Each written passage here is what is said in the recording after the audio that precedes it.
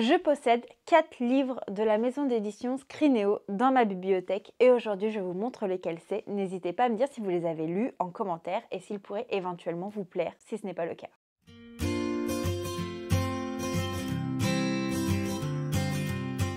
Hello maître et érudit de la citadelle, c'est Johanna, je suis ravie de vous retrouver pour une nouvelle vidéo.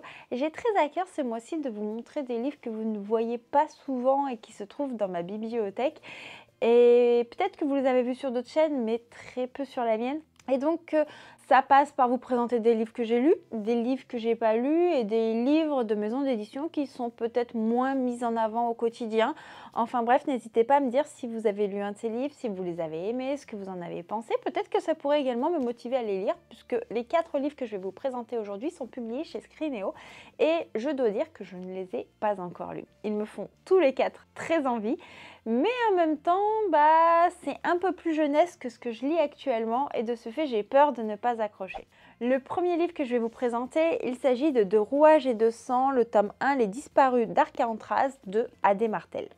Adé Martel, c'est une autrice que j'avais lue notamment avec Les larmes de Sahel, qui avait été une dystopie avec un gros coup de cœur que j'avais eu.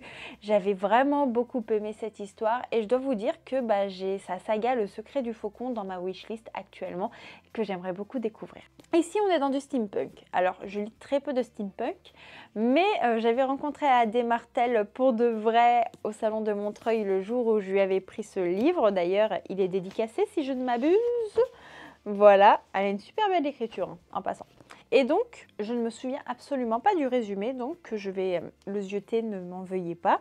On nous dit que depuis quelque temps, il y a une menace qui plane sur les bas quartiers de la ville d'Arcantraz et qu'une créature serait peut-être avide de chair humaine et enlèverait les enfants. J'avoue que jusque-là, c'est quand même assez intriguant. On va suivre une orpheline qui s'appelle Rowena et qui, elle est passionnée de mécanique et elle s'en fout un petit peu des rumeurs, des légendes qui courent. C'est pas son truc, clairement. Mais un jour, il y a un de ses amis qui va disparaître dans de drôles de circonstances et elle est décidée à le retrouver avec l'aide de son chat à la patte mécanique, Monsieur Gratouille. Tous deux vont s'enfoncer dans les profondeurs de la ville pour enquêter sur ces mystérieuses disparitions.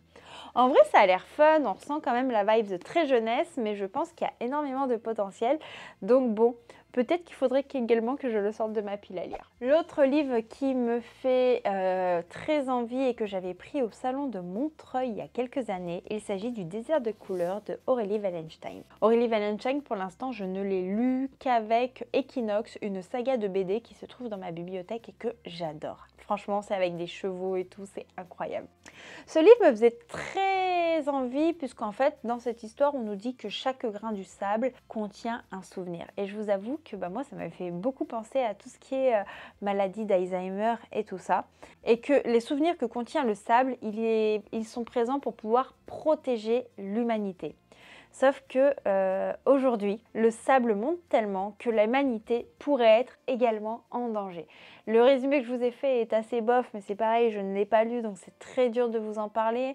Mais j'avais quand même très envie de vous montrer ce livre qui est dans ma bibliothèque, que je n'ai toujours pas lu. Et je n'ai aucune excuse pour cela, clairement. Les 2 autres livres Scrinéo que j'ai dans ma bibliothèque, ce sont 2 romans jeunesse d'une même saga, Le manoir de Castelcat. On est dans un poudlard avec des chats. Clairement, ça a des vibes. Alors, j'avais commencé à lire le tome 1 l'année dernière. J'avais lu genre les...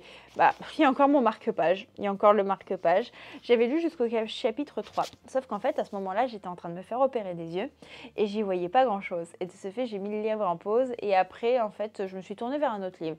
Et je ne sais absolument pas pourquoi. Là, maintenant, au moment où je vous parle, je suis en train de me dire, mais qu'est-ce que tu fais? Tu devrais reprendre ta lecture. Voilà. Donc, si vous aimez les poudlards avec des chats, ça pourrait totalement plaire. Et d'ailleurs, si vous êtes en recherche d'un cadeau de Noël pour un jeune de la famille, en vrai, le manoir de Castelcat, tome 1, tome 2, et le tome 3 ne va pas tarder à sortir, je crois. Chaque tome représente un peu une saison. Là, c'est l'automne, là, c'est l'hiver, donc je pense que le prochain tome sortira pour le printemps. Et franchement, ça pourrait être totalement sympathique à lire. Un Poudlard avec des chats, de toute manière, ça peut être que sympa. Voilà pour cette courte vidéo sur les livres Scrineo que je possède au sein de ma bibliothèque. N'hésitez pas à me dire si vous avez lu un de ces livres, si vous l'avez aimé ou pas, ou s'il y en a un qui vous tente toutefois. En attendant, moi je vous fais de gros bisous et je vous dis à bientôt pour une prochaine vidéo. Ciao, ciao!